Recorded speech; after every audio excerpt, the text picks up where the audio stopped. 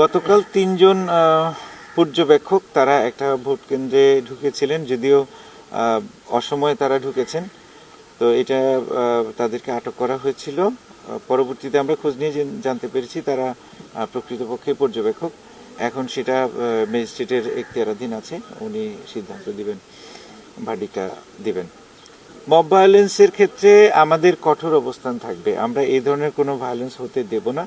এবং আপনারা জানেন, যেহেতু ড্রোন উঠছে, যে কোনো জায়গায় অবৈধ জমায়েত হওয়ার সাথে সাথে আমরা কিন্তু খবরটা পাবো, যেটা আমাদের মানে হরাইজন্টাল ডিস্টেন্সে এটা দেখা সম্ভব না হলেও ভার্টিক্যালি উপর থেকে কিন্তু এই জিনিসগুলো দেখা যায়। কোথাও অবৈধ জমায়েত যদি হয় বা অবৈধ অস্ত্র বা সরঞ্জাম নিয়ে কেউ যদি কোথাও অবস্থান করে, সেটা আমরা জানবো এবং আমরা তাৎক্ষণিক ব্যবস্থা নেব।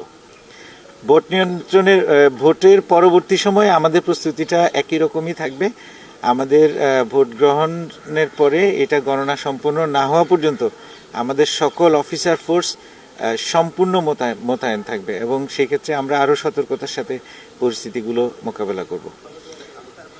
এটা নাশকতা হতে পারে, নাও হতে পারে। আমরা 2-3 জায়গা থেকে এরকম উদ্ধার করেছি। আমরা সতর্ক আছি যে এলাকাগুলো থেকে এগুলো উদ্ধার করা হয়েছে। আমরা সেখানে গতকাল রাতেই আমাদের ভিজিলেন্সটা বাড়িয়েছি, দেখেছি পরিস্থিতিটা কেমন, পরিস্থিতিটা মোকাবেলা করার চেষ্টা করছি। এটা বিচ্ছিন্নভাবে হয়তো কারো দুরভিসন্ধি থাকতে পারে, কিন্তু আমরা সর্বোচ্চ সজাগ আছি। এই ধরনের কোনো পরিস্থিতি হলে আমরা তাৎক্ষণিকভাবে সেটা মোকাবেলা করব, আমরা করতে সক্ষম।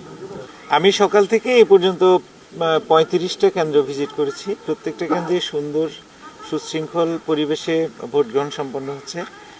শহরে ভোটারের উপস্থিতি এখনো কিছুটা কম, কিন্তু বাইরের দিকে, বিশেষ করে গ্রামাঞ্চলের দিকে, ইউনিয়ন পরিষদগুলোর দিকে উপচে পড়া ভিড় লক্ষ্য করা গেছে। এখন পর্যন্ত আমরা যতটুকু জেনেছি, শহরাঞ্চলে 10%-এর উপরে ভোট কাস্ট হয়েছে প্রথম 2 ঘন্টায়। গ্রামাঞ্চলের দিকে সংখ্যাটা আর একটু বেশি হবে। ওখানে একটা সেন্টারে প্রায় 5000 ভোটারের মধ্যে তারা বললো যে প্রায় 15-16% ভোট কাস্ট হয়েছে প্রথম 2 ঘন্টায়।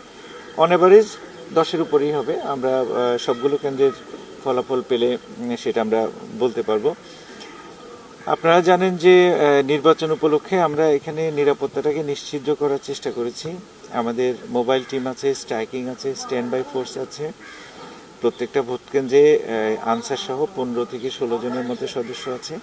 এর বাইরে প্রত্যেক ভোট কেন্দ্রের ইনচার্জ যারা আমাদের পুলিশের, তাদের সাথে জিনিয়ার একটা অটো ইন্টিগ্রেশন আছে। যে কোনো সময়, যে কোনো অনাকাঙ্ক্ষিত পরিস্থিতিতে দ্রুততম সময়ের মধ্যে আমরা এটা মোকাবেলা করতে সক্ষম। একই সাথে আমাদের 10টা ড্রোন আকাশে উঠছে, এটা সার্বক্ষণিক। তার মধ্যে 6টা ড্রোনের সাথে জিনিয়া ইন্টিগ্রেটেড করা আছে, অর্থাৎ এগুলো অনেকটা অটোমেটেড ওয়েতে চলতে থাকবে। ভোটাররা শতভাগ আশ্বস্ত এবং আমি সকাল থেকে দেখেছি অসুস্থ লোক, বৃদ্ধ এবং অনেক মা আছে কোলে বাচ্চা নিয়ে ভোট দিতে আসছেন। তাদের মধ্যে একটা উৎসবমুখর একটা পরিবেশ লক্ষ্য করা গেছে। আমি জালালাবাদে কয়েকটা কেন্দ্রে ভিজিট করলাম, সেখানে প্রায় 1 থেকে 1,500 ভোটার একটা সেন্টারে ওয়েটিং আছে। 1000 খানেক ভোট কাস্টিং হয়েছে 4000 ভোটের মধ্যে। তো এই উৎসবমুখর পরিবেশটা বজায় রাখতে আমরা সর্বদা সচেষ্ট থাকব। আমাদের ভোট গ্রহণের হারটা আগের চেয়ে কিছুটা স্লো, কারণ হচ্ছে যে 2টা ব্যালট যেহেতু আছে, অনেককে বোঝাতে একটু সময় লাগছে, সেই জন্য একটু স্লো আছে। এবং আমাদের কাছে যেটা মনে হচ্ছে যে 4:30টার পরেও কিছু জায়গায় ভোট গ্রহণ হয়তো চালানো লাগতে পারে, কারণ প্রিমিসিসের মধ্যে আসলে তাদের ভোট তো নিতে হবে। সেক্ষেত্রে হয়তো আরও আধা ঘন্টা বা 1 ঘন্টাও লেট হতে পারে। আমরা যে সকল জায়গায় ভোট গ্রহণ সম্পন্ন হবে না, সেক্ষেত্রে আমরা রিইনফোর্স করব।